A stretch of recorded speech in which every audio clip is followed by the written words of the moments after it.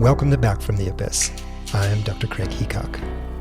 We are back for Season 7. Woohoo! And I'm feeling recharged and excited for this new season, and I can't wait to share the new stories with you. Today's season opener explores one of the podcast's central themes. How do you rebuild trust amidst the ashes of trauma? This is the story of Sean, an up-and-coming star tennis player whose coach carefully selected him and then groomed him for years of sexual assault. His trust destroyed, Sean had to find a way to try to trust again. And after many years of hiding and pretending and near self-destruction, Sean was finally able to share the details of what happened to him. And this then started his therapeutic journey of finding compassion for himself and trust toward others with the guidance of his two devoted therapists and the assistance of MDMA.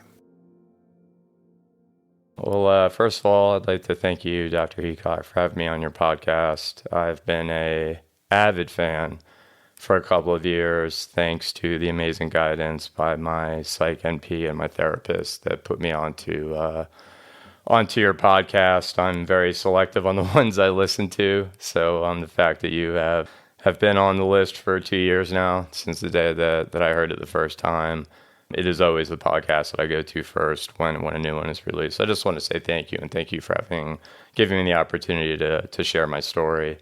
My story is one of highs and lows. I was born in Florida. I'm 48 years old.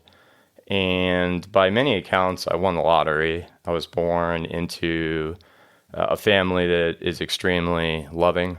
There hasn't been a day on this planet, despite what you're going to hear about some of the not so terribly great events that happened in my childhood, there hasn't been a day on this planet where I've questioned my parents' love for me. And I think that's profoundly important. I have a child, and I've always put a premium on that specific notion. Like, to me, that's foundational. So I had that in my mom and dad. I have an older brother. The further luck is demonstrative in, or demonstrated in, never was worried about eating at night. We were lower middle class, didn't have much money, but food was always on the table. My dad coached a bunch of my sports teams growing up. We were a sports-oriented family. My mom would pack my lunches and put nice notes in. So really, by many, many accounts, I really was lucky in the family I was born into, and the love that engrossed me in said family. I think it's really critical to point out here, in addition to what I've said, basically there was a triad of items that were privileged in my family. I would say in order of importance, number one was school and grades. Number two was the Catholic Church, so we are Irish Catholic. And I attended Catholic school from kindergarten through 12th grade. So aside from my very, very, very early formative years, for by and large, kind of my value system and rules of living were all imbued by the dogma that I learned in those 16 years. And then the third of the triad is sports. And honestly, I think that one is a function of my father played a lot of sports. No one in my family plays music, so it was just natural to hand me a baseball bat and not a viola when I was 4 or 5 years old. So yeah, I grew up very lucky, very supportive. I had exposure to many events, which I think is crucial for children to figure out what they enjoy, and to have the diversity of experience, meeting different people, and just kind of building that character. So years 0 to 12 or 0 to 10, I should say, would be defined as everything I just said. And a major inflection point happened when I was 10 years old, and that is that I was exposed to tennis for the first time. So I played very serious baseball and basketball growing up from the age of 4. And I learned in my school that we needed tennis players to play a match, and somehow I found my name on that list, even though I didn't know how to spell tennis or racket at the time. But what I found pretty quickly was that I enjoyed it. I enjoyed all sports. But there was something about, at that time, the kind of variance of being able to individually compete against somebody as opposed to a team. Now, ironically, in retrospect, I enjoyed nothing more than playing doubles than singles, but at the time, it was nice to kind of have the attention in the singular format. It was fairly obvious at an early age in my life that I had a bit of a propensity for athletics. I was serviceable on the court in the various sports I played, and that carried over into tennis as well. So at I would say fairly quickly rate, I was getting a lot better. And I think the same can be said in all sports or almost anything. You put in your time to build up the foundation, and then each incremental day, hour, minute, one gets better quicker. And that was my journey in tennis. So now we've introduced a new sport into the equation, a sport that my family didn't play, knew nothing about, had no interest about, couldn't care less about. But conversely, I started to enjoy myself more and more.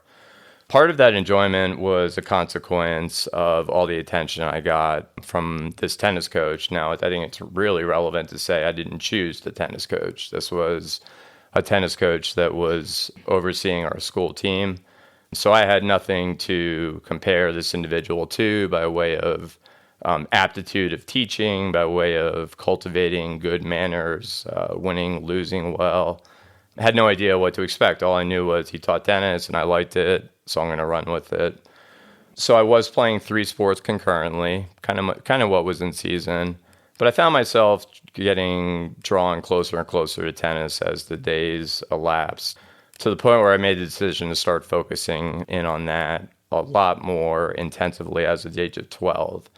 And that is when I started traveling the state and the country and playing competitive matches, getting rankings in the state, getting rankings in the country, which was pretty cool. None of the other sports I played. Well, especially because you started at age 10. Yeah. So you went from starting tennis at age 10 to traveling the country in competitive tournaments. Yeah, thanks for saying that. It's not to suggest I was making any money or winning those tournaments, but I was getting exposed to it.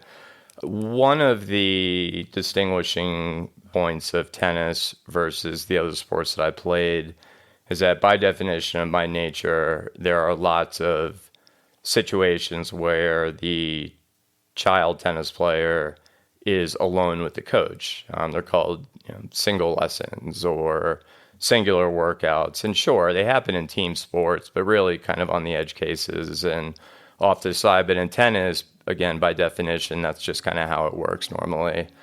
On the positive side, the child gets a lot of attention, and with a sound and value-driven coach, things go really, really well. The relationship builds from there, and consequently, the child has the highest probability of doing well.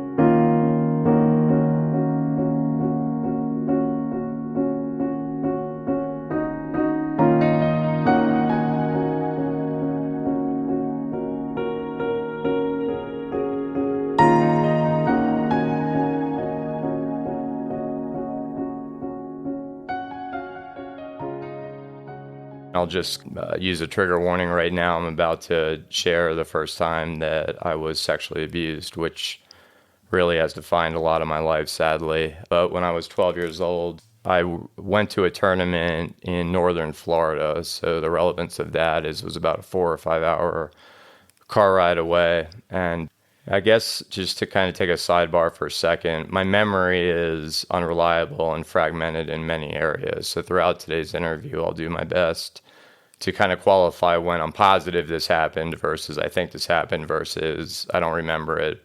What I'm about to share, I remember vividly. So I had just gotten done playing a match and probably had an hour and a half before my next match, which was the final match of the weekend. So I knew going into that match, win or lose, I'm driving home.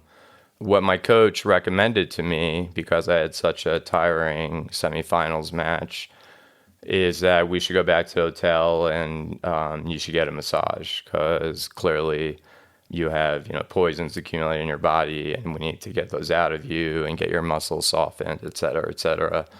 Sounded like a pretty compelling argument to a 12-year-old, albeit probably not on the same level of schooling intelligence at that moment, so an unfair fight, but I capitulated and said, okay, sure, let's go do a massage. Important to note that my coach carried around a massage table, which in retrospect, as a father, wow, that's fairly disturbing to say the least. But nonetheless, he did carry one around. And we got into the hotel room, and I laid on the table following directions. And as the massage started very gently in terms of both somatically and as well as kind of areas of the body, what I remember as a child was, this is kind of weird. I never had a massage before, so this is in and of itself is a little bit confusing. At 12 years old, I'm still haven't gone through puberty. I don't have a good sense of my body. But what I noticed introspectively, my intuition immediately was, this doesn't feel right. There's just something about this that doesn't feel right. And what was tethered to that now visually is I could watch my coach and I could see the change in his disposition as the massage was developing and unfolding. It was obvious to me that it was getting more and more intense. I could feel that. I could feel the parts of the body that were being massaged. And it's a really critical notion because it's plagued me ever since, is I remembered very much so, with perfect clarity, the look on my coach's face. He was staring in my eyes and basically telling me to not look away. What happened at the end of this not so great experience was that the individual, my tennis coach, hovered over me to the point where to this day, as I'm talking to you, Dr. Heacock, I can quite literally, viscerally smell his body odor. I remember what he was wearing, and I remember how with each second that would elapse from the clock, he would get incrementally closer and closer to me.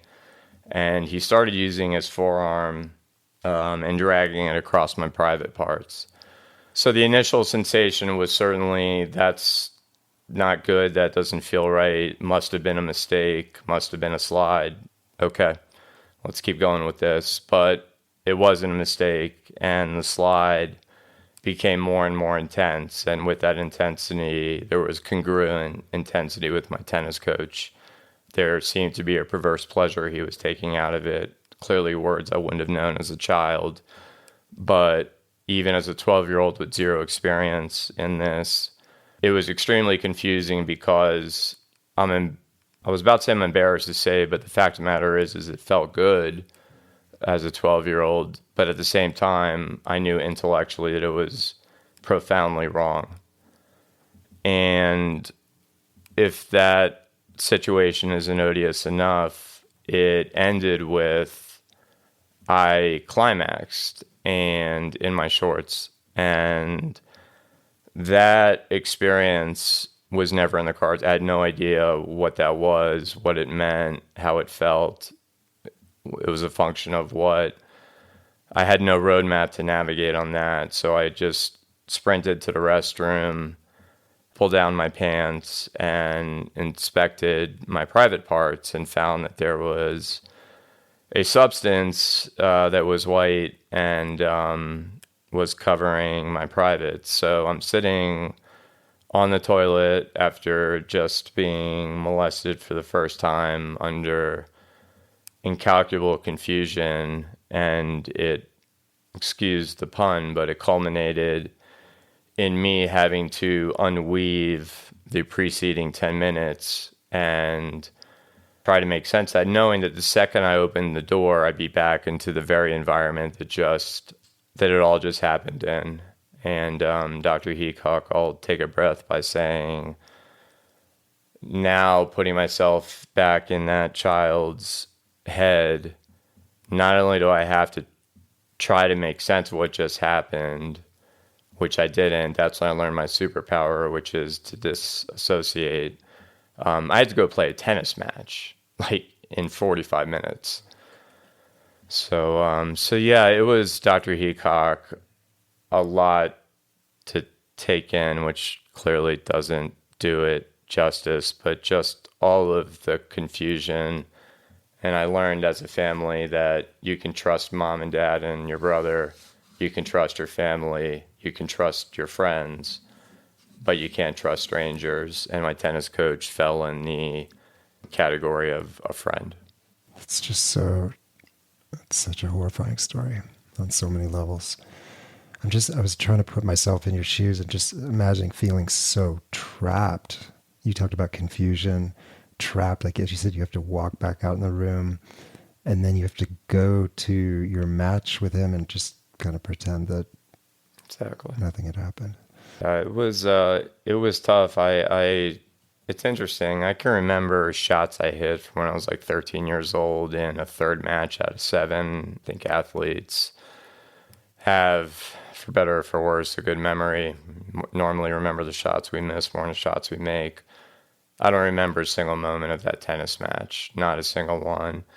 The next conscious moment that came online for me was I was sitting in his van driving home.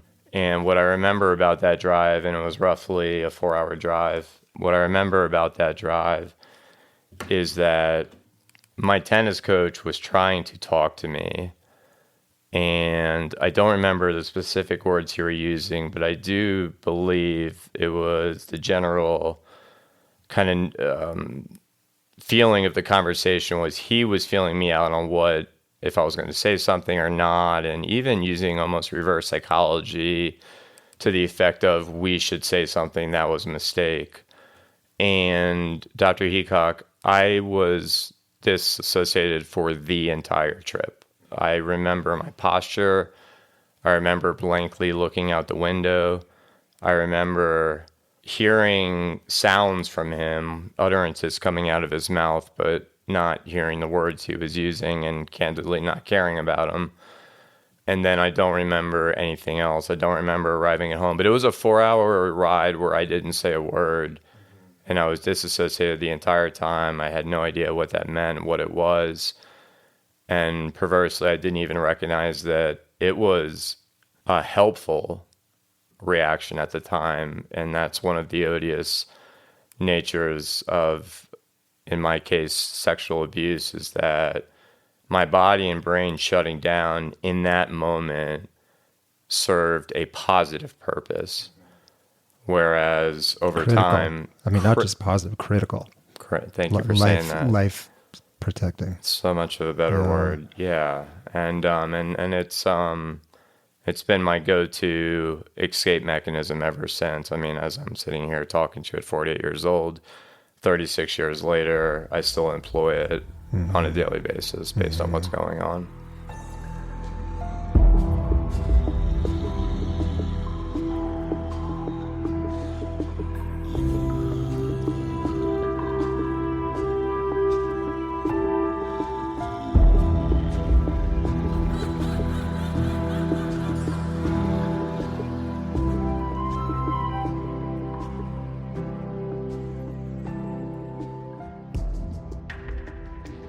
Sean, I'm guessing right now there's probably 2 groups of listeners. There's listeners who are thinking, okay, this must be when you run and the trauma ends. And that's enough trauma for anyone for a lifetime. And then I'm guessing there's another group of our listeners who are therapists and have their own trauma and are, basically trauma informed, who are knowing where this is going, which is that it's not going to end. Yeah. Maybe we could maybe talk about that. You just went through this horrible thing. Again, I'm guessing many people would say, oh yeah, this is the time you run, you tell your parents, get this guy busted, you get a different coach. Yep. But of course, that's not what happened. It is not what happened. And I appreciate the question. And I appreciate the diversity of your audience. And again, it's one of the things that makes it so amazing. Yeah, so when I got home, I mean, a very valid question to ask is, as you just said, why didn't you run? And I would throw in there, why didn't the child tell his parents when he got home? And I remember vaguely being faced with that decision at some moment that must have transpired between that drive and when I walked in the front door of my house. What I can remember, Dr. Heacock, is one thing, and that is, and the words themselves are not precise, but it was basically, I can't tell my parents because I don't want to hurt them. And say more about that, hurt them. Yeah. Because again, I think some people are going to totally get that and others are going to be a little confused by that. And funny enough, I was a little worried you were going to ask me that question because here's a great example of, I can tell you what the definition of onomatopoeia is, but but hurt is a tougher definition for me to come to. I think as a child, there was a couple of things running online here. Number one was, I think I was smart enough to go through like the kind of rational thinking of, well, what good could come out of them knowing? And what I did in privilege, in that self-inquiry, was my own needs. It was really, well, mom and dad are going to get upset. And I wasn't worried they're going to get upset with me, but I didn't want to see this. I never want to see anyone upset. And I didn't want to hurt them because I just felt that any variation of sharing what happened would result in negative consequences, whatever that means. So there was just this internal inertia to stay away from telling them. And I think that it speaks very well to the notion of grooming. I look at it very simplistically, and there's a reason why child molesters molest many children. If by definition, if they weren't good at it, they'd get caught after the first child.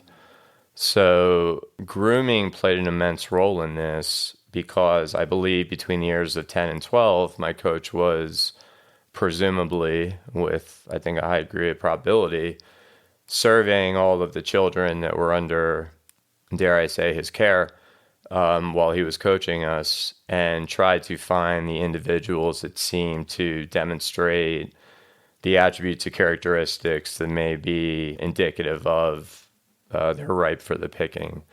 And probably over those 2 years, that assessment period, that grooming period, that identifying someone that is going to be least likely to turn me in, so to speak, I think he recognized that I was a child that was looking for attention.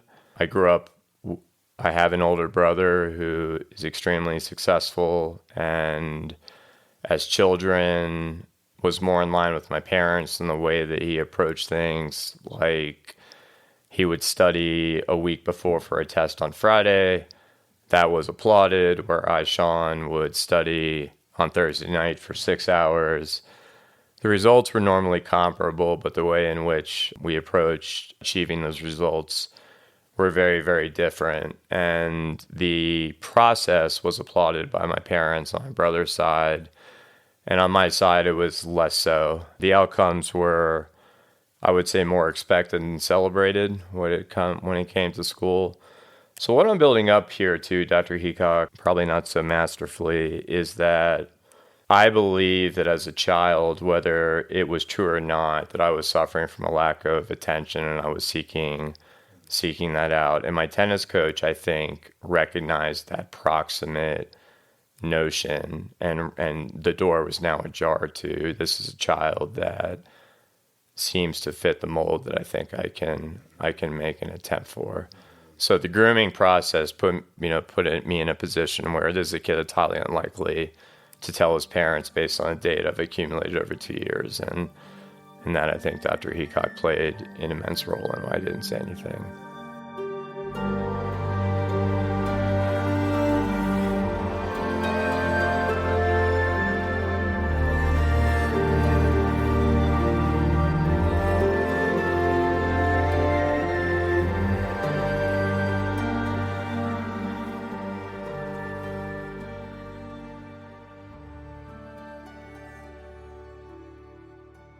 I wonder if we might move into this kind of multi-year period of what happened to you and the continued grooming and the fear. And I wonder if there's maybe a couple stories or anecdotes or things that might help listeners understand how things progressed. Yeah.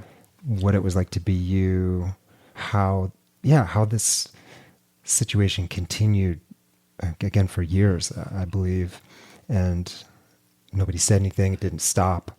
It just progressed, and you suffered more and more and more. Yeah.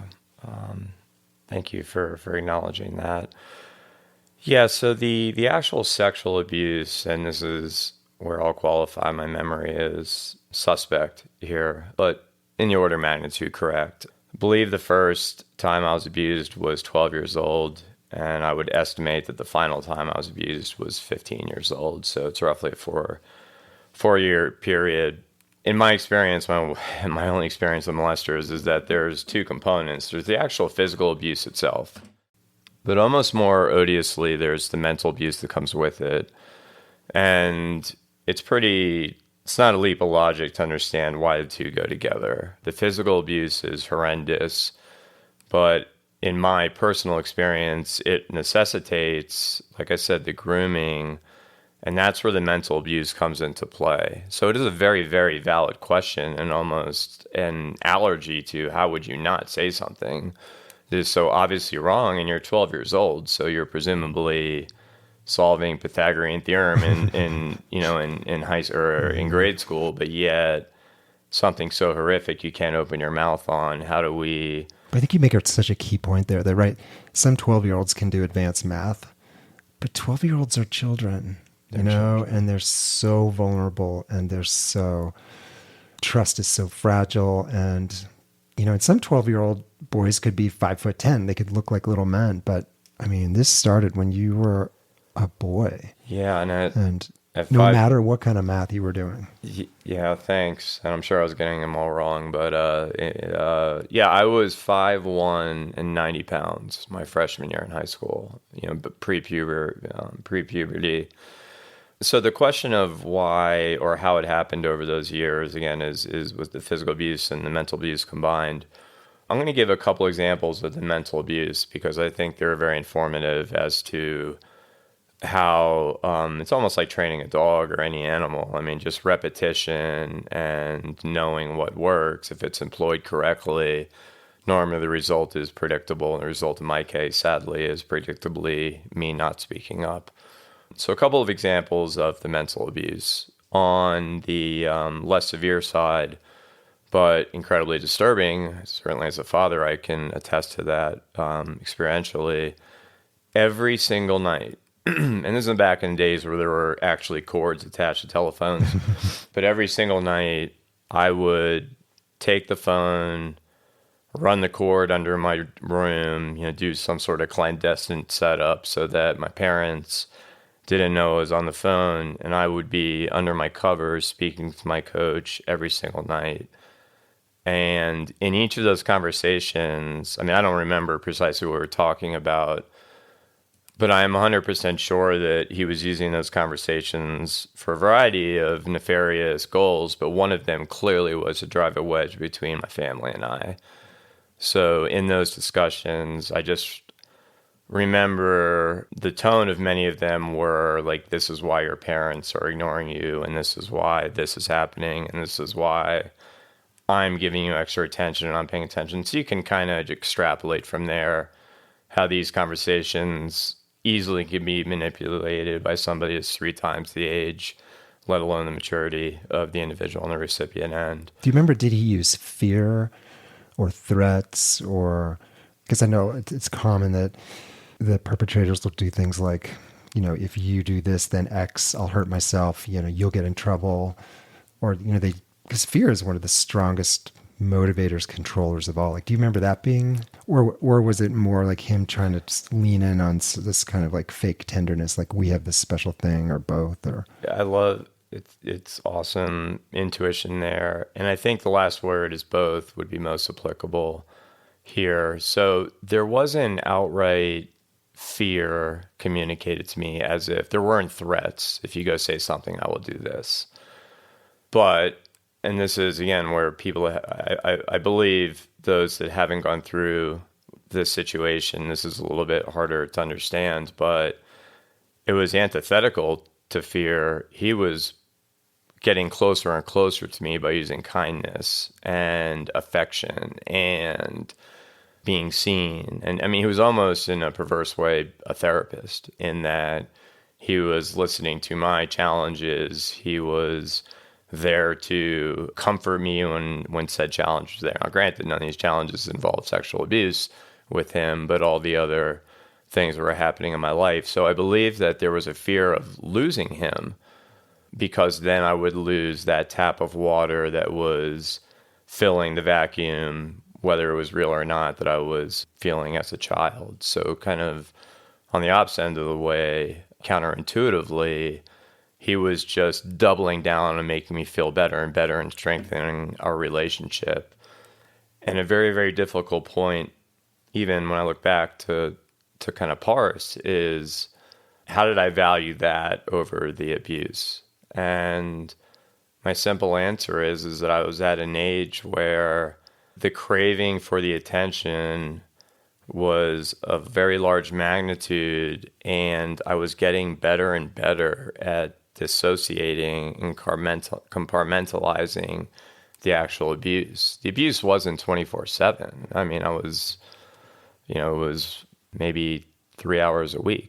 And I could tolerate the other 6 days and 21 hours. And those 3 hours were basically offline for me, except for certain cases.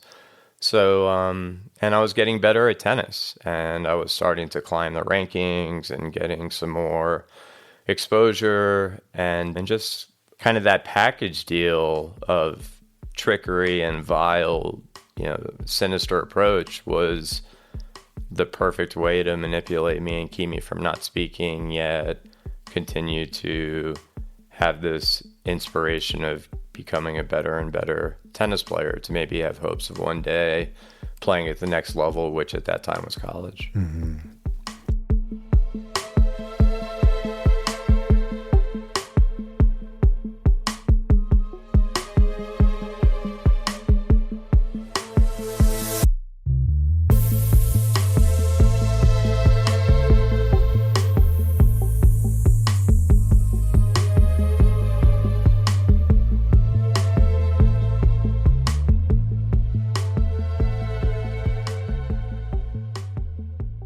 Do you think your parents had any suspicions at all, or were they just busy with their attention on other things, or finally were they maybe thinking, this is actually wonderful? Here's a man who's taking so much interest in our son. As you said, our son's moving up the tennis rankings and becoming this well-known tennis player. And how great is that? Yeah. I mean, again, it's hard to know what people thought, but I mean, do you have a sense of that? I do. Or I certainly have a guess to it in a sense. I think my parents had no exposure to tennis. They didn't understand the culture. They didn't understand or have an appreciation for the individual notion of lessons. Again, they definitely had this creed of family and friends we trust. We don't trust strangers. And maybe we'll get into this later in the discussion. But my coach masterfully infiltrated my family and became a family friend, to the point, Dr. Heacock, and I'm jumping ahead and I'll come back, but he went on family vacations with us. I mean, my parents invited him to come on family vacations with us. That's how deeply embedded he was in our family. So, how was that for you, to have him come on vacation with you? I know that's a complicated question. It's a great question, though, and my hesitation is I want to provide the best answer possible. I was excited that he was going to be there because it was like having a friend. Now, this is a 33-year-old friend. And by the way, when you ask my parents if they had any suspicions, apparently that wasn't suspect to them. If my son was hanging out with a 33-year-old, that would provoke a different reaction for me. So I think my parents' lack of understanding of the tennis world and culture, I think my parents having no reason to believe that there was a problem that started and then was escalating, played into it. And then finally, the truth of the matter is, Dr. Heacock, is that because we didn't have much money, tennis is a very, very expensive sport, like stupid expensive. And I, at a pretty young age, got to the point where I was able to teach lessons, to like starting at 12 years old, to make money. I was stringing tennis rackets at the age of 13 to make money. And then I started getting sponsored by clothing and racket companies in tennis. So basically, my parents didn't have to pay a dime for anything involved in tennis.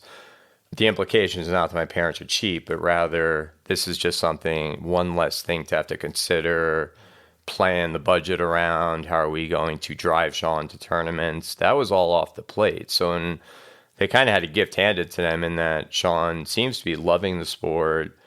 He's doing okay in it. He likes his coach. These maybe 3 hours do we get time to talk as parents together when Sean is away from the house. So there were a lot of very attractive things about this as a parent.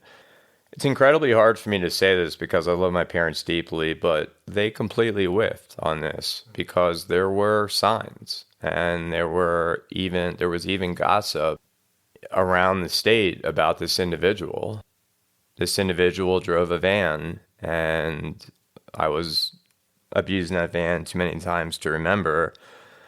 And Dr. Heacock, it was known in the tennis community as the molestomobile, was what this was called. Now, my parents were the type of parent, my dad came to watch my matches, and he's the type of guy that would sit away from the parents and just watch the matches. So he wasn't privy to this gossip, but that's an example of they missed that one. The second occurrence of my abuse happened at a sleepover at my coach's house. And I'll make this quick, but I woke up to my coach's hand being down my pants, and I remember calling out his name. He was unresponsive, and then I dissociated. And I know bad things happened from there, but I don't remember what happened there. So when you ask about my parents, well, my parents let me go sleep over at a 33-year-old's house by myself. So I think that was a second example of maybe not the greatest parental decision-making or reading of the environment. I started today's conversation off with, I was profoundly lucky in many, many areas. I was equally profoundly unlucky in that my parents sadly didn't see the many signs that were out there. One other quick story that supports this as well, and it's interesting because I didn't learn of this until 2 years ago when I had a family therapy session with my therapist and psych NP when we were all in a room with my parents. Well, my mom shared with me that around the age of 12, I suddenly had a stark change in my disposition. I went from being the sweet child, these are her words, not mine, the sweet child that went into a room and made sure everyone else was happy and that was always laughing and was funny, to a fairly despondent, quiet child that mom couldn't make any sense of the borderline immediate change in my disposition. And my mom, I think, originally attributed it to, well, Sean must be he must be maturing and going through puberty, and with that, I don't know, the equivalent of the terrible twos, but in puberty,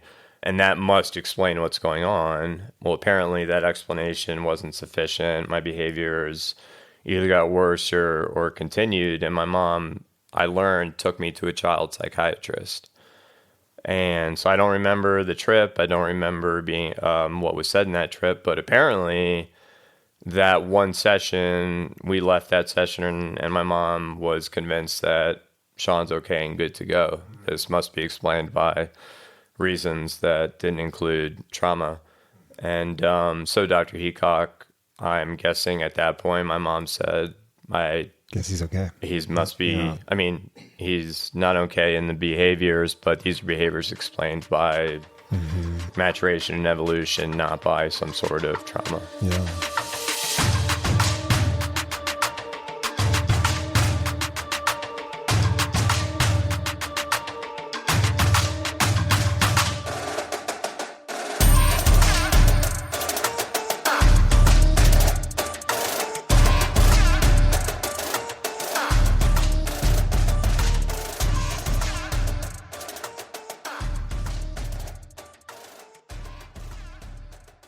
How did this all finally come to a head? How did the abuse end? What did that final chapter look like? So the final chapter, I don't remember the last time I was abused, but I'm going to suspect that it was around the age of 15. And it's got to be because I was at the age of the tennis abuser recognized that the risk-reward seesaw was starting to pivot more towards the risk side. I was getting older. I had a greater sense of agency. I clearly knew more about bodily functions and so forth. So I think my tennis coach pulled the ripcord on the actual abuse itself.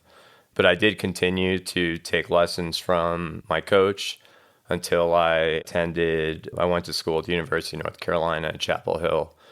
and had the good fortune of and good luck of playing on the tennis team there. We were ranked in like the top 10 in the country. I was a below average player on the team. But I got away from South Florida, Dr. Heacock, and I got away from my coach. And even though I couldn't have put words at the time, simple words, what I just said to you, I got away from my coach. Intuitively, I could feel there was a weight lifted off of my back. And for the first time in my life, I felt a little bit different. And I'm going to evoke the word safe. I'm going to come back to that later when we talk about journeys. But to the extent of safety that one could have at that notion or at that point in my kind of history, that's as safe as I felt. So where it comes back online, now I'm a sophomore at Chapel Hill. I'm in my jail cell size room, dorm room. And I remember vividly, I was on my own in the dorm room. Just got back from practice at around 6 p.m., had classes all day. And the phone rang. And that was frankly fairly weird because it didn't take too many phone calls on rotary calls back then. And the individual that called me announced herself as, "Hi, my name is X, and I am the Assistant State Attorney of the state of Florida." And you can imagine my reaction immediately in my head of, where the hell did this come from? You know, if Jesus Christ himself in his second coming called me, I wouldn't have been as surprised as this phone call. And pretty quickly, what was communicated to me was, "Sean, I would like to talk to you because there's a case that has developed in South Florida that includes your tennis coach." And she didn't get into details about the case. And what she said was, "I became aware of you, Sean, just by various inquiries around the community and the facility your tennis coach taught at. And because you were the face of the program for many years, it just seemed sensible to give you a call because I wanted to get your experience with the tennis coach, you know, what you saw, what you observed, just to give me your experience." And I think it really was more exploratory of a character reference than any suspicion or anticipation that she's going to learn stuff happened to me. That was the first moment in my life that I thought about telling somebody. And not only did I think about it within a nanosecond, I said, "I'm not only okay with talking to you, I'm going to now share with you that he abused me for 3 years." The attorney didn't get into too many specifics, but it just so happened that the timing of that call coincided with a break that centers around a date in December. So within a couple of weeks, I was going to be going back down to South Florida and had a meeting scheduled with this attorney in which she would query me about my experiences. And she learned very quickly that what happened to me not only didn't prove what happened to the other individual, but obviously it demonstrates a propensity and demonstrates more than one data point. My story was very lengthy and very tragic, and I learned of the individual that was bringing charges against him. That individual was my friend, and I can unequivocally say that the only reason why I opened my mouth and admitted to what happened was because it happened to my friend.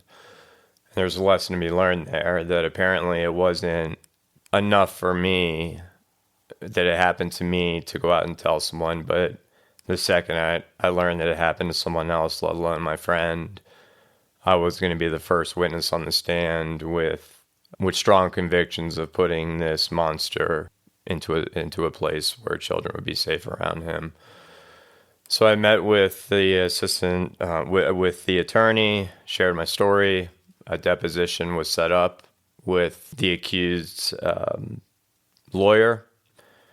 And I am going to use a bad word here, but I think it's important to explain kind of the tone of that session. I walked into the deposition room before the stenographer was in the room, and I said, when I looked at the lawyer, and I said, "You just lost the fucking case."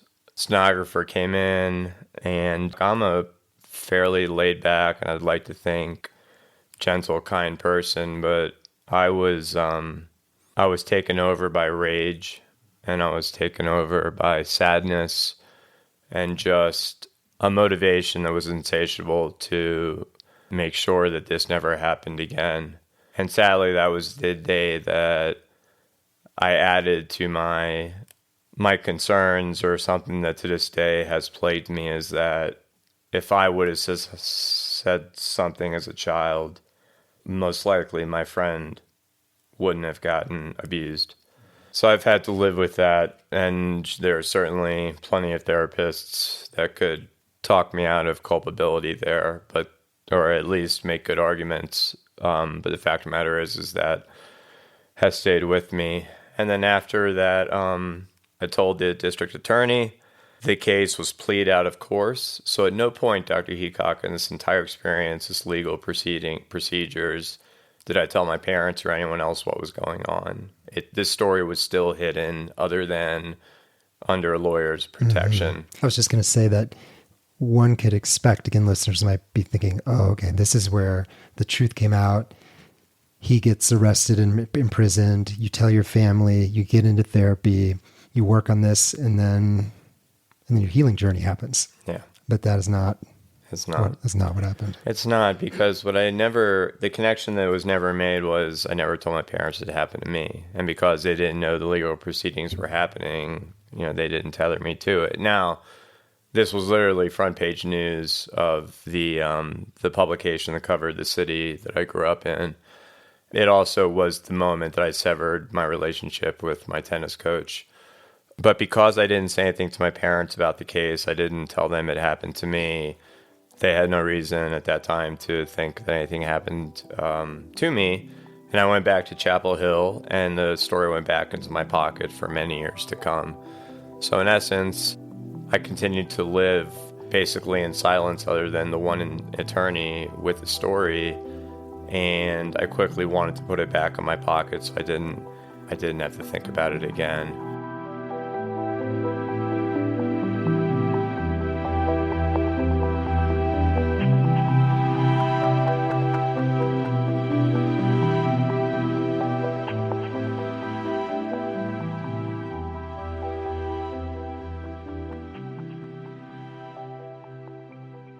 What did those next few years look like? So you're playing excellent tennis at Chapel Hill, you're the captain, and you've, spoken legally, quietly, but you've kept the secret, and now you're moving into adulthood, and Yep. You're no more contact with the abuser. Hopefully he's getting his consequences, but what's happening with you? Yeah, so it was a transition. So double down, never said anything. So for my family's sake, nothing happened to me. So moving forward, finished my degree at Chapel Hill. I'm going to share some statistics that are important when I come back to it. But as I share with you, Dr. Heacock, before we started discussion today, it is less comfortable for me to share these positive traits than it was the sexual abuse I just spoke of, if one can imagine that. But I graduated from Carolina as a 4-time academic All-American and captain of the tennis team. Like I said, we were top 10 in the country. I graduated with highest honors, and then I took a job in investment banking coming out of school. So the tennis was left behind at that point, the official tennis. I decided to not try to go pro. I wasn't good enough. So I went into corporate America, leveraging my business degree.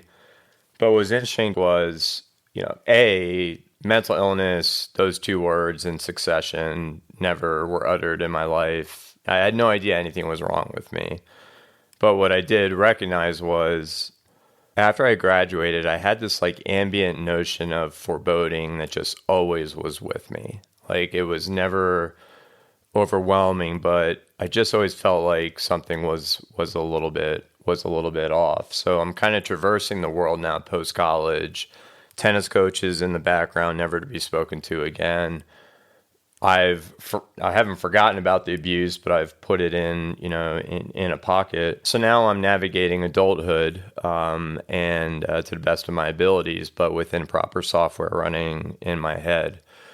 I got married, And that was my son's mom. My first wife was the second individual that I told, aside from the lawyer. As has been my case when sharing at even the most surface levels, the recipient of said news, without exception, has had very little to say back immediately. It's such a horrific thing to hear.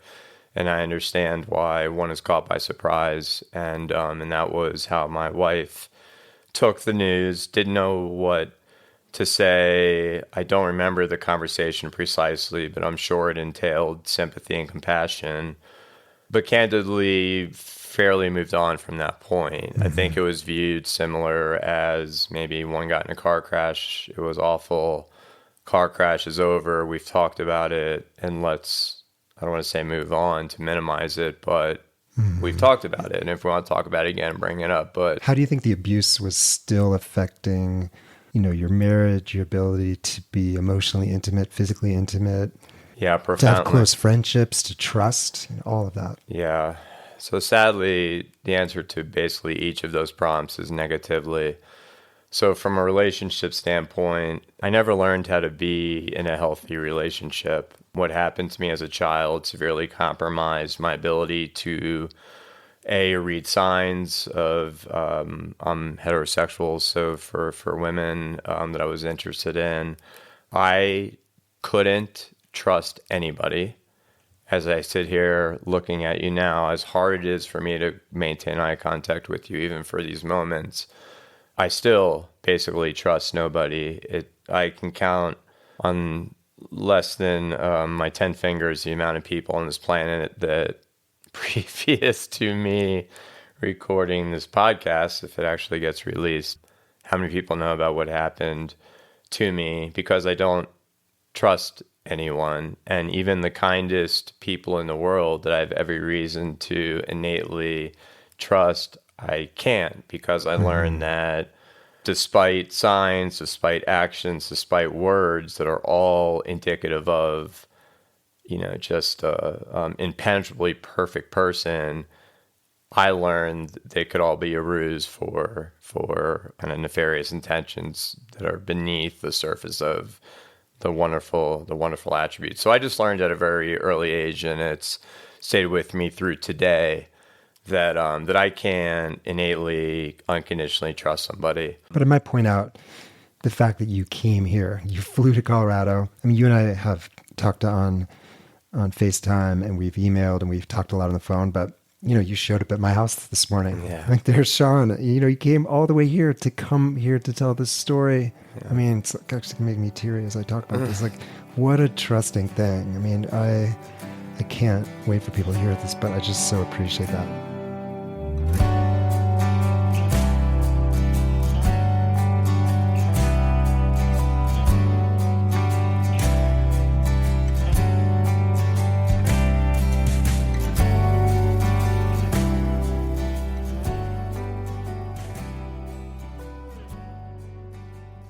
We're going to get more into your treatment journey and about how you began to practice trust. Good. Well, it started with the treatment, and I'm going to distinguish here. I've had 2 treatment teams in my life. So the first time, Dr. Heacock, that I started attending therapy was roughly 15 years ago. I had gotten divorced from my first wife, and she and my son moved to Virginia from the state that we were living in. At that moment when they left, that was when I had my first rock bottom. I think it is important to point out that through that moment in time, I'd never abused alcohol. I quite literally had never tried any drug like THC, nothing, not a single thing.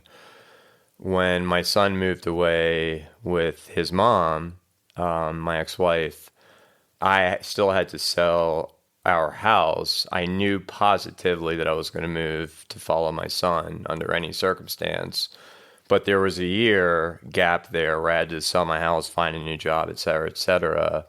And that's when I was introduced to how intolerable the pain of losing a relationship, of failing in a relationship, the consequences of failing a relationship, how brutal they were on me psychologically, physically. I hadn't had the benefit of a therapist at that point, so I had no solutions to help navigate this. And what I found was alcohol. Basically, from that point through 10 years ago, I started drinking alcoholically. And I drank alcoholically simply because it was the one thing that I knew with 100% certainty and reliability that it would change the way I was feeling, make me feel better, granted, only for a short amount of time with bad consequences after. But I would do anything to feel different than the way I felt, which was that I betrayed my son, that I basically, in essence, was consigning my child to a life of hell because I just got divorced. And going back to my church upbringing, divorce sends you to hell if that was what I was taught. I started with a therapist. I shared the surface level of my story. I explained who I was.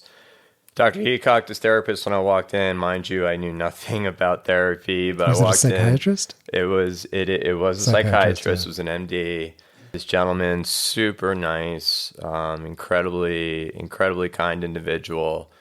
But so I'm sorry to stereotype, but it probably got this from a Far Side comic. But I walked in, and the gentleman was in a full suit and had a yellow pad and had probably an ink quill pen or something along those lines, and really in my mind embodied what probably like Freud, Jung, or Skinner looked like if I was walking into their rooms.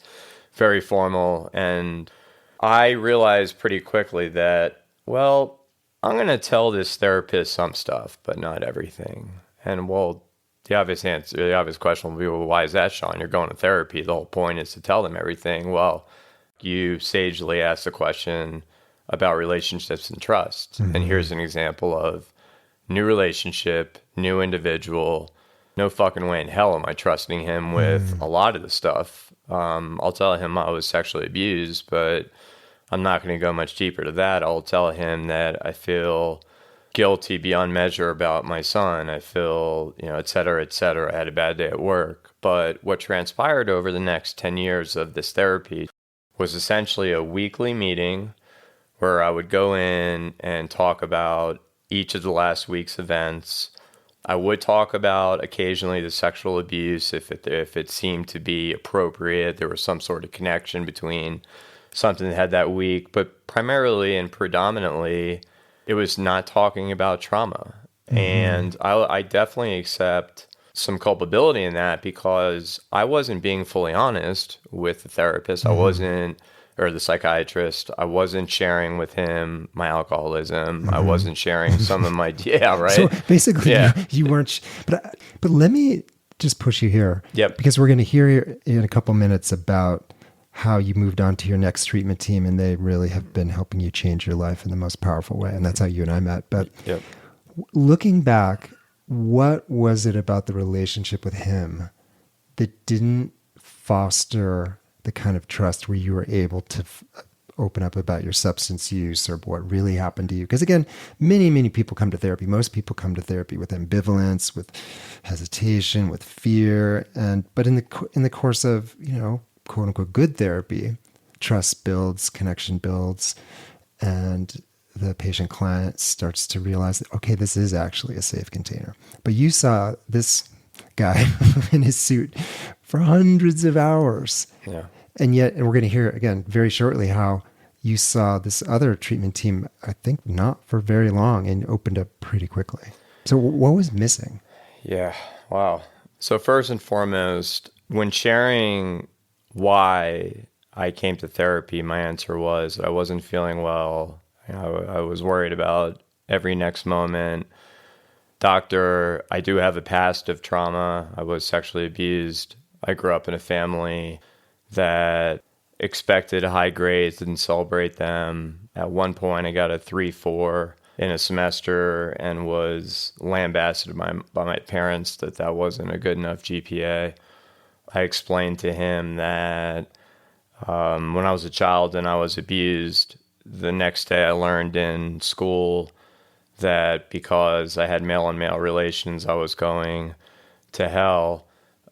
This was literally taught to me, and hell was a place that had infinite duration and infinite suffering. So a really scary place.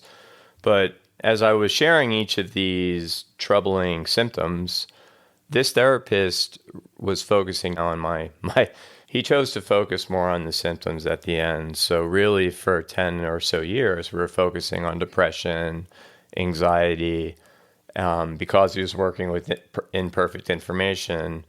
Maybe he didn't get down, but we really didn't get into PTSD. And the treatment modalities that we were using were very kind of old schooled and limited, and not what I came to learn later in my journey, more applicable and helpful. And finally, it just felt it was easier. I could walk in on a Friday and know that I could lie my ass off through that meeting. Check the box. Have the perfunctory conversation, have a argument over whether the Saturday or Sunday New York Times crossword is more difficult and arguing the merits of that. I could. What about the fact he was a man, and a man in a powerful position, a man in a suit, a man who, right? Yeah. You could easily feel like this person has some kind of power over me. Yeah. So I learned 2 years ago, just after your first podcast, how brilliant you are and your intuitions are spot on.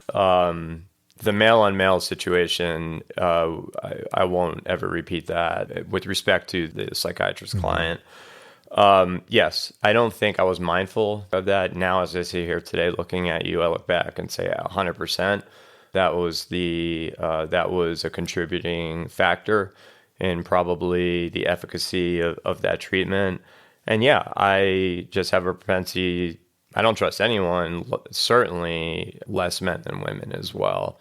Without knowing, probably on a weekly basis, there was an element of re-traumatization where I had this individual that there's a positive valence of he's helping me, but yet in a way I'm still leaving the office not feeling good every day. Here I am kind of replicating relationships of, am I misreading clues? Am I giving sort of repeating? Exactly. Repeating, hiding, secrecy, powerlessness, suspicion.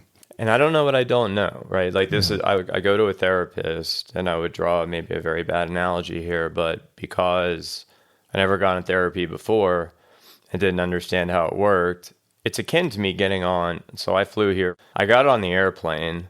I didn't think for a nanosecond whether the pilot's capable of flying me here and landing the plane. I just know the pilot's going to get me here. Nor did it occur to me that if I wanted to and I didn't have faith in the pilot for whatever reason, that I could walk off the plane and find a different pilot and have a different experience on a different plane. That wasn't in the cards for me. I just assume the therapist knows what she or they is doing and stick with it and stick it out, right? I just like I did with school and I did with sports, just grind it out. I referenced earlier the first rock bottom I had when my son moved away, and coincidentally the second rock bottom, and it's basically what has been the proximate cause for me changing to a new medical team. I was getting worse and worse 4 years ago, and I didn't really understand why things were getting bad. There was volatility in my emotions throughout my life.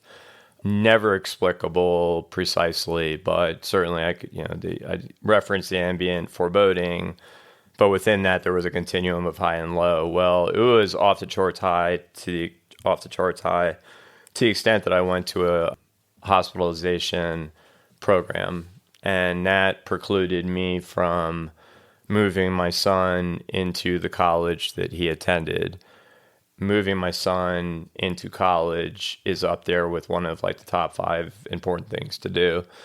So the fact that I couldn't move him to college, went to an in-treatment center, was horrible. But in that treatment center, I started to learn some other concepts, and I started to be exposed to other trains of thought, and I was exposed to other individuals that went through some trauma. And as I was learning these new concepts, I guess I failed to mention earlier that while I was going through my initial therapy and not getting terribly better, I went to my go-to thing, which is, well, I'm just going to figure it out myself. So I'm going to go read every book. Well, I was reading self-help books, consuming them like a madman, but it was like a quixotic adventure and never finding the right book that has the right word that is going to cure me. But when I went to the treatment center, what I learned was there are all these other different things. And here's an inflection point in my life. I picked up the book, The Body Keeps a Score.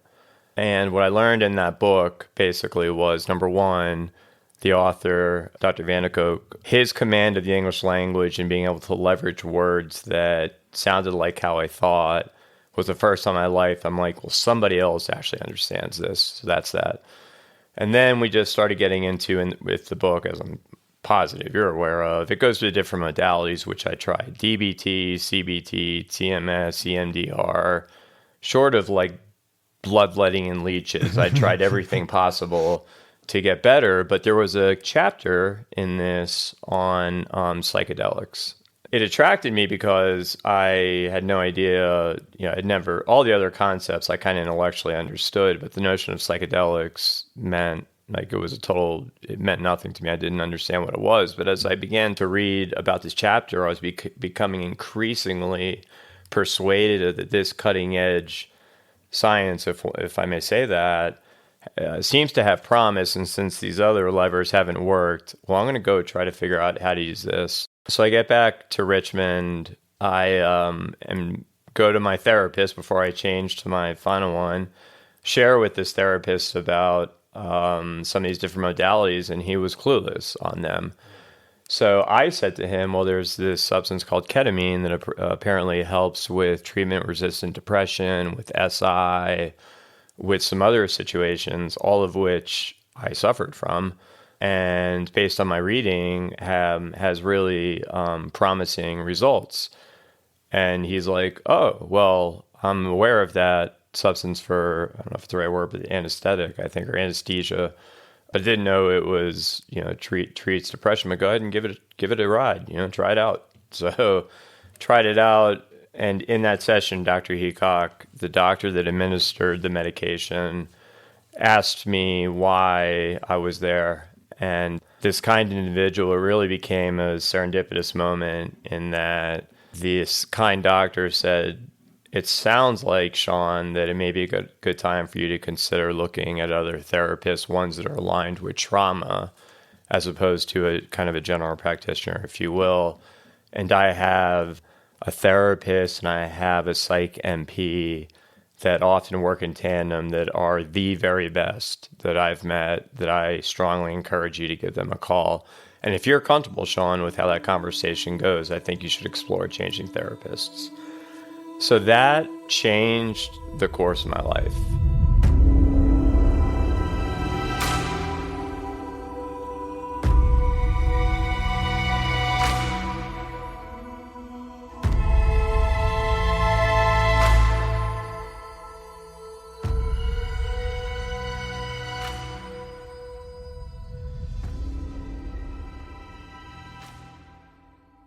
I met with a therapist. What's critical to share is when I walked in, I was expecting, now granted it's a female, but I was expecting a female Freud, Jung, or Skinner, or Henry James, or some other philosopher maybe. But what I got, I walked in the room and the room felt right. I sat across from a fairly unassuming, slight, in incredible shape, tiny, smiling individual who didn't have a yellow notepad in her hand, who didn't have a quill pen in her hand, who asked how I was feeling, do you feel safe? And we spoke for 45 minutes, and she didn't take a single note while we were talking. Her eyes, not a single time. Now, I struggled to keep eye contact or even make eye contact. But this individual sat there with a level of compassion and validation, and those two words are top of the list of importance for me, and just utter care that it was overwhelmingly supportive, the sensation. So just viscerally, I knew this person had something that other human beings that traverse this planet don't seem to have, other than a select few that I've met. And also then shared a little bit about how she practices, the different modalities she leverages, and said that because I'm a therapist, I want to refer you to a psych NP that I work with as well, because obviously we need someone to manage your medication. But I left that meeting, Dr. Eacock, saying to myself, I, in one session, felt more validated, believed, cared for, nurtured than I did over 10 years. Now, that isn't to claim that the other individual didn't harbor those things for me, but they weren't demonstrated in the way that my therapist did, which was just in entire focus and space giving and validation and holding the terrible thoughts and tolerating the tears and just giving me the positive feedback and also the vision of, hey, Sean, this is the direction I think we could go in. Yeah. You know, just as you explained that, how it felt to be in her office, you put your arms to your chest and you crossed them and you sort of held yourself. And it made me think that, you know, not only does the body keep the score, but your body knew you were safe. I mean, you could see it too. You could see this woman. It's not a man. It's not a threatening, you know, older person in power. It's a very gentle, compassionate, loving woman. But you also, I think you felt it. And it was, again, just to watch you just cross your arms across your chest and hold yourself. I just got this sense of knowing what that must have felt when you first walked in there and sat down with her. Yeah.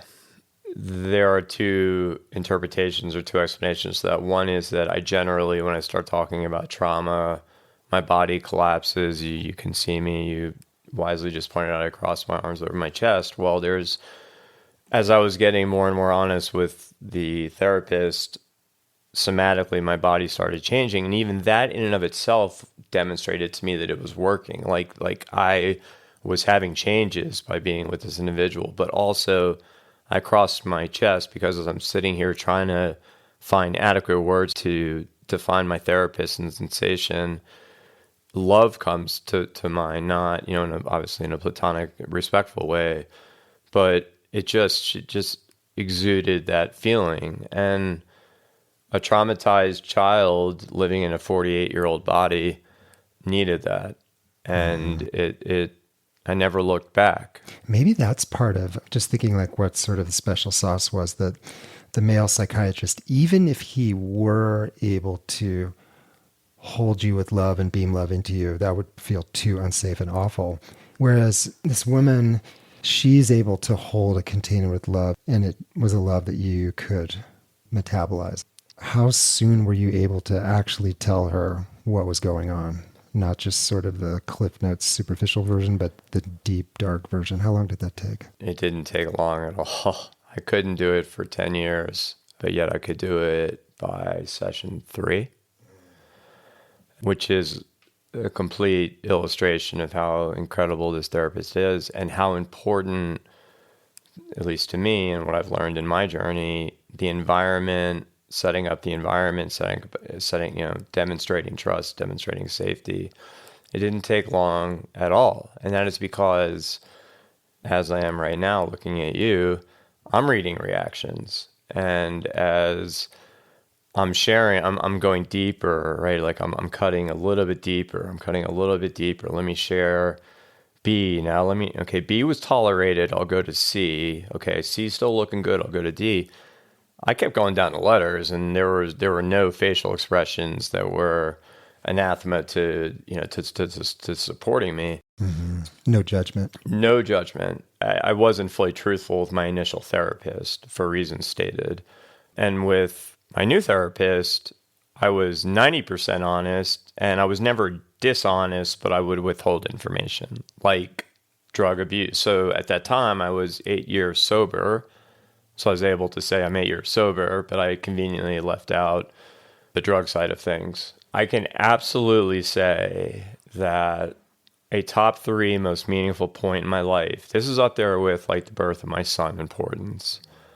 I was in a very difficult session with my therapist, and I admitted that I was using, at that time, cocaine. Now, let me just say, this is the second time what I just said of two, the only time I've ever said that to anybody other than my therapist. Here I am now projecting it onto however many people will still will be on your podcast or tolerating this stuff, tolerating mine. When I mentioned that I use cocaine, I looked up and my therapist's facial expression, her general affect, not only wasn't judgmental or even surprised, which, God, I would have certainly had those reactions. If anything, more compassion came out of her eyes. Zero judgment, like none, zero. And that was the day, that was the action, that was the moment that I knew I could tell this individual anything. I could give her my social security number right now, my credit cards at this moment. I could admit my drug use. I could admit the fact that I hate myself. I can admit the fact that I feel irreparable. I feel like I'm a moral monster. I'm never going to be capable of being in a relationship where I can provide the love that the other person deserves. I just started opening up, like a dam breaking. I just started opening up. And from that day, I mean, granted, everything preceding that was positive. Don't get me wrong. I mean, you've heard me lauding this therapist immensely, but that was the day, Dr. Heacock, where I finally was able to trust someone unconditionally, lock, stock, and barrel. It was that moment. That's when treatment started. That is when the real treatment started. Yeah. You are seeing a person now that is the beneficiary of now 2 years of the real treatment, which requires going into the abyss. I'm not out of it yet, but I sure as fuck wouldn't even have a chance of getting out of the abyss if I didn't have the great fortune of meeting this new therapist and this incredible psych NP.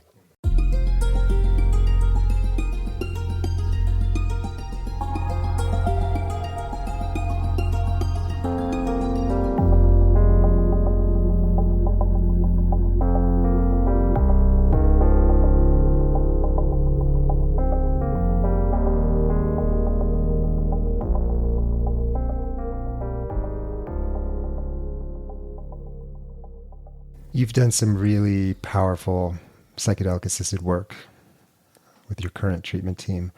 Wondering if you might just speak to some of the highlights of that or anecdotes. Yeah. What have been maybe some of the most defining moments of treatment for you in the last couple of years? Absolutely. The modality that I used for doing journeys, treatment psychedelics, is MDMA. And I think there's basically on the books I've read, and more importantly on the guidance given by my therapist and psych NP, that was the specific substance that would be used in our first psychedelic journey. A lot of time appropriately was spent on setting intentions and then the aftermath of integration. But I'll be honest with you, Dr. Heacock, as I was hearing all of that being said, the truth of the matter was I thought I was going to walk into my first psychedelic session, take this magic pill. I was going to feel like, just absolute limitless euphoria.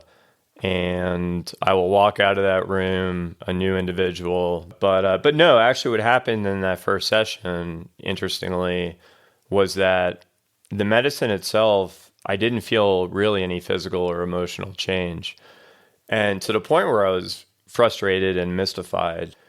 The irony is it was profoundly informative, because what I learned in that experience was that my defenses were built so high that even leveraging the medicine, I still had not just trepidation, I basically had an inability to kind of tap in to... like your dissociation was like a 20-foot concrete wall. Thank you for saying that. Not even MDMA could break through that initially. No, and my preparation and appreciation and trust in the medicine also didn't set me up. But no, the MDMA couldn't penetrate Alcatraz. Mm-hmm. But a lot of information was, positive. It was a very helpful journey because I learned that. And now we have data to integrate, and we have data to leverage and then to inform the next journey. So the next MDMA journey, I did start to feel some physical changes. That's already, to me, promise and progress, because I feel that now I'm being more trustful, if you will. But there were two poignant moments in that journey. I mean, these are long journeys, obviously, as you know, 6 to 8 hours long. One of them was very simple, but profound. One of them was my therapist and psych MP asked if I wanted a weighted blanket. Now, I didn't know if that was AITE or EIGHT. I had no idea what they were talking about, but the answer, of course, was sure. So a weighted blanket was put on me. I will not be able to explain this appropriately, but it was the first moment in my life that I literally felt safe. I felt protected. I felt warm. I felt like I just didn't want to ever leave that state. Like I actually felt like the world wasn't against me. So MDMA wasn't enough, but MDMA plus weighted blanket.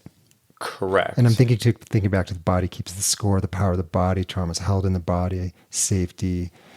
Oh, yeah. And that, the power of touch. I mean, what's more powerful than human touch in good and awful ways? And then the power of touch in a psychedelic session. And I could see where human touch would be initially way too risky, but the touch of a weighted blanket, I mean, what a brilliant suggestion. I love that. Yeah, brilliant is a perfect word, and whatever we can escalate on that word, that's what they deserve. The second somatic thing, and I'll move on to the next journey, is that my psych NP initially and therapist both asked, would it be okay if we held your hand? Side note, I've always been allergic to public affection, and I think it's an absolute direct consequence of trauma, being unable to be in relationships. So to be asked to even trust to hold somebody else's hand, I accepted and held their hands. And in the state I was in the medicine, I felt the warmth of their hands, but most importantly, in this specific instance, I looked at my psych NP, and I could just see in her eyes and feel by touching that I was unified with someone other than the jail cell that is my consciousness. And I could only tap into that with the help of others, and with help by touching, quite literally touching, but figuratively tapping into other individuals, and realizing that by extending that trust, it being received, and I don't have negative consequences of that, the neuroplasticity kicks in, and I've just started to rewire a little bit to say, hey, maybe not every person is bad. So again, seemingly probably to someone that maybe hasn't gone through journeys like me before, safety and touch, like that's what you got out of a 6-hour journey that you invested money in. Hell yeah. And they changed my life, that journey. I would do it. I'd pay 10 times the amount of money to do it again. And those are core. And so forth. I mean, it's so foundational. So safety foundational. and touch, because again, think of little babies in orphanages. They die if they're not touched and held. Yet one of the horrific legacies of trauma, particularly sexual trauma, is that touch is almost never safe. So this thing that we need, as much as we need oxygen or water, we need touch. Yeah. And that's taken away from you with trauma. And so, for this to be reintroduced in this way with your treatment team, it's just a beautiful thing. And it also then enabled and paved the road for further trust and going in deeper and knowing that there's this extra capacity of love that's out there and safety and so forth. So each journey incrementally, I was able to go deeper. The next journey was extremely profound, 3 of 4. Somatically, throughout my entire life, a couple of things. One is I don't feel my stomach. Like, and I don't feel my groin area. So if I were to body scan, like in meditating or just in general right now, I can tactilely feel my arms moving around my head and so forth. But basically, I have a vacuum in my midsection, and then my body comes back online and my legs going down. There's kind of this vacancy, and just illustrating how trauma can affect the body. The body keeps a score. Trauma is held in different parts. Well, clearly, there's pent up trauma held in my midsection, and that's precluded me from being able to tap into that. And secondarily, my life doesn't feel like it's on a straight continuum. It's fragmented. I existed between the ages of 0 and 10. I went offline from 12 to 15. Like, as I'm looking at you right now, this is what I feel. And then I came back online later in life. Since then, and before doing journeys, I haven't seen a picture of myself. I hadn't seen a picture of myself from the age of my abuse prior to that. So 30 years of not seeing a picture of myself. I hadn't thought of myself as a child very much. All therapy was done through answering questions through an adult's brain, as opposed to what was the child thinking at that time. It was easy for me to reflect on what I probably was thinking. But so in this third journey, what we agreed to do was I had my mom email pictures of me as a child to my therapist. And my therapist brought those pictures into my third journey. And my intention of that journey was to redevelop a relationship with myself, and in my own words, dignify that child who I feel like I abandoned, and both literally and figuratively. And it was scary as hell. I didn't want to see a picture of myself at that age. I mean, I chose not to for 30 years. After the medicine kicked in and my therapist, we had nice music going. We were all on the same page. The set and setting are perfect. I have, two of the most important people in my life sitting next to me, supporting me. So I saw a picture of myself at that age, and just immediately, it was like, holy shit. I did exist. Like, there was a child that walked on this planet and used to hide cats in the garage to then save them. Like, he actually existed. So I hear what I'm saying right now out loud, and I hear how utterly ridiculous it sounds to think that I didn't exist. But that's the software, that's the code that's running on my brain, is I didn't exist. So that moment of seeing the picture, and as the notes would tell me later, because in each of these journeys, copious notes were taken on what transpired, I stared at the picture for like 10 minutes without, really, I was in shock, basically. But then very quickly it pivoted to a feeling of wanting to parent that child, a feeling of wanting to dignify, a feeling of compassion. I got to see what I looked like at the age, and I had a full appreciation for how the hell could a kid navigate that on his own? I mean, I've been doing therapy for all these years through a 48-year-old brain, but when I think of myself as a child, which the medicine enabled me to do, it was confusing. Doesn't even begin to penetrate what it was. And then I started to kind of bridge that continuity or lack of continuity in my life and start to, and this is really critical, start to feel worthy of self-compassion. And I know that's a $10 word. It gets thrown around a lot. But for me personally, I live with an inner critic that's online all the time. And the antidote to that inner critic that I've learned and I believe to be true, and for me, is going to be tapping into more self-compassion. Mm-hmm.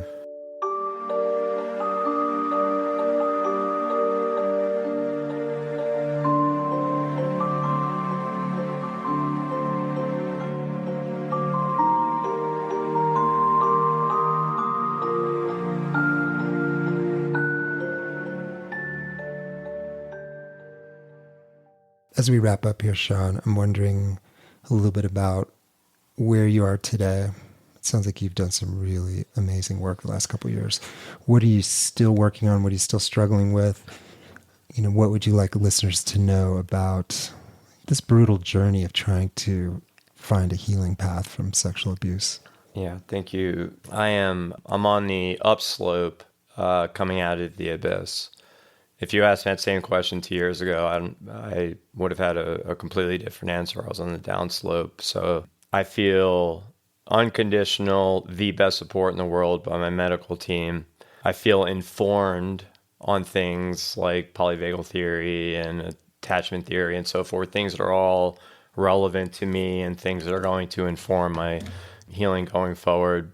I'm going to continue practicing the various things like somatic experiencing, looking into inner parts work. I have a lot of stuff ahead of me.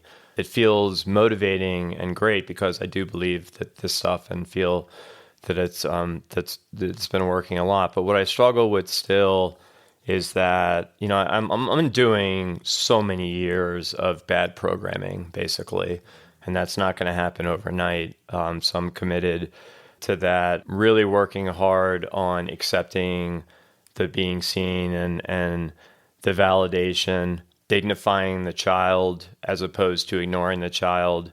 One of the things I suffer from is isolationism. Mm-hmm. What I've learned and what I believe to be true and what I've experienced is the most healing comes through conversation, not just with the medical team, but with other folks that have suffered. So there's this perverse cycle of I'm an isolationist, which means I don't expose myself to other people, which means I further isolate and I spiral down. Yeah. So I'm working on trying to expose myself to like yoga classes and other situations where I'm not working on flying out here to see me. That's exposure. A minor one. Yeah. Yeah. Well, what about exposure. I kind of think of the opposite of isolation is connection, but even more, the deeper opposite is love. And I'm wondering where you are now with the ability both to love, to express love, and to receive love. I've always been good about expressing love. I've been able to and honestly express love to pretty much anyone that I love. The next gradation of love with respect to like being in a marriage, I have some work to do to believe and know that I'm capable of giving the love that is built on absolute honesty, absolute conviction that whatever I say will be received with compassion. I'm still learning how to trust that that love exists and that I can tap into that as well.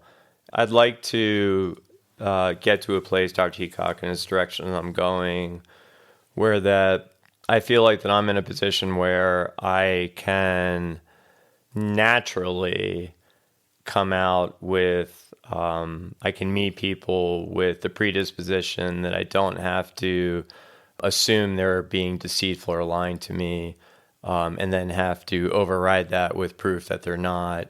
I can give them the benefit of the doubt, the charitable assumption going in, and frankly navigate this world as I think I would, as I'd like to, in that I assume the best in people, not the worst. And giving myself some self-compassion, I'll finish, I guess, with that. I have done some good work. It's hard for me to say that, but I've done some good work in the last couple of years. Could not have been done without the support of my medical team. I'm very, very lucky to be sitting here today with this amazing medical team, with you, Dr. Heacock, with your listenership. I feel part of something where I've spent the majority of my life feeling otherly, like I'm literally not a Homo sapien, not a mammal, I'm a different species. It is people like yourself. It's my medical team. It's the people I'm learning or I'm meeting in this journey that are bringing me back into, I actually do feel part of this planet. I'm worthy of being on this planet. I'm allowed to love myself. I'm allowed to make mistakes. And the future could possibly be better than the past, where I never could have said that before. This was a beautiful, powerful, really important story. I really appreciate it. Thank you so much for having me. I'm so honored. Thank you, Dr. Heacock.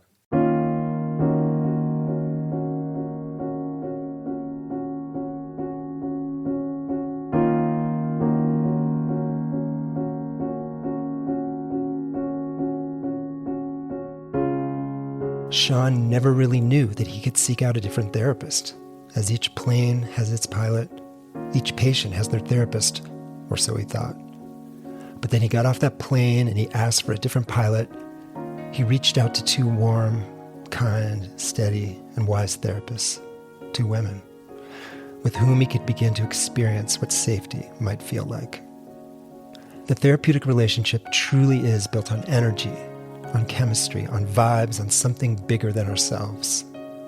Only when we are safe in the relationship, when we feel the safety in our bodies and ourselves, only then, and only then, can psychiatric healing begin.